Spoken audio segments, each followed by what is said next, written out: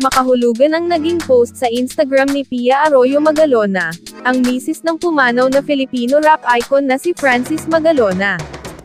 Sa gitna ito ng pag-amin ng isang babae, na nakarelasyon di umano ni Francis M at pagkakaroon nila ng anak. Makikita sa Instagram story ni Pia ang tungkol sa batas na nagbabawal ng pagsusunog ng dahon dahil sa masamang epekto nito sa kalusugan. Kapansin-pansin dito ang lumalabas na mga salita kung saan mababasa ang, "Check the facts, go check that," at "Check the stats, go check that." Samantala, usap-usapan ngayon sa social media ang kumakalat na screenshot ng like tweet ng anak ni Francis Magalona na si Frank Magalona.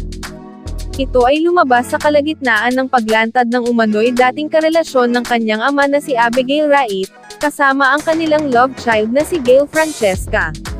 Si Frank ay ang panganay na anak ni Pia at Francis Magalona.